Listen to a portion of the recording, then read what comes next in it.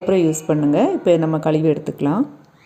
வெண்டைக்காய் எப்போதுமே கழுவி எடுத்ததுக்கப்புறம் நம்ம நல்லா தொடச்சி எடுத்துக்கணுங்க.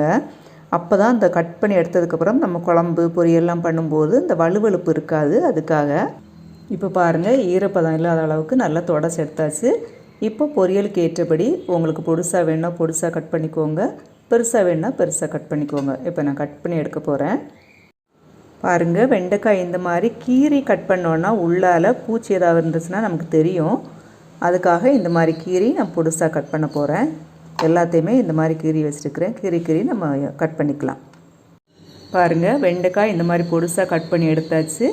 அது கூடவே ஒரு பெரிய வெங்காயம் பொடுசாக கட் பண்ணியிருக்கேன். ஒரே ஒரு பல் பூண்டு ரொம்ப பொடுசாக கட் பண்ணி சேர்த்துருக்கேன். எல்லா பொரியலுக்கும் ஒரு பல் பூண்டு வந்து நம்ம இந்த மாதிரி சேர்த்துக்கிட்டோன்னா நல்லாயிருக்கும். அதுக்காக தான், கேஸ் ட்ரபிள் இருக்காது.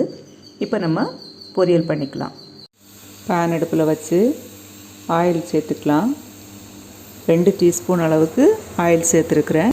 எண்ணெய் காய்ச்சதும் கடுகு வெடித்ததும் உளுந்தம்பருப்பு,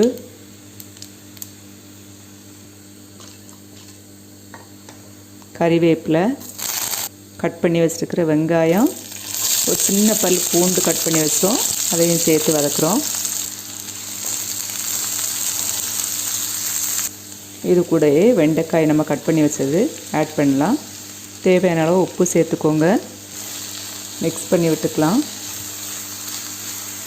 இது கூடவே ஜீரக பொடி 1/4 டீஸ்பூன், மிளகாய்த்தூள் 1/2 டீஸ்பூன் நல்லா மிக்ஸ் பண்ணி வதங்கட்டும். ஒரு 5 மினிட்ஸ் வதங்கணும். இப்போது பாருங்கள், வெண்டைக்காய் நல்லா வதங்கிடுச்சு. எந்த வழுவழுப்பும் இல்லை, நல்ல ஒத்தையாக இருக்குது. இதுக்கு காரணம் என்னென்னா, நம்ம வெண்டைக்காய் கழுவிக்கிட்டு நல்லா தொடச்சி எடுத்தோம். அதனால தான். அப்படியே உங்களுக்கு வழுவழுப்பு இருந்துச்சு, பொரியல் பண்ணும்போது வழுவழுப்பாக இருந்துச்சு அப்படின்னா லெமன் ஜூஸ் ஒரு 3 ட்ராப்ஸ் அந்த மாதிரி நீங்கள் சேர்த்து வதக்கி விட்டுக்கலாம். ஒன்றும் பண்ணாது, சூப்பர் டேஸ்ட்டாகவும் இருக்கும், வழுவழுப்பும் இருக்காது. வழுவழுப்பு இருக்கிறவங்களுக்காக சொல்கிறேன். இப்போ இதில் தேங்காய் பூ சேர்த்துக்கலாம்.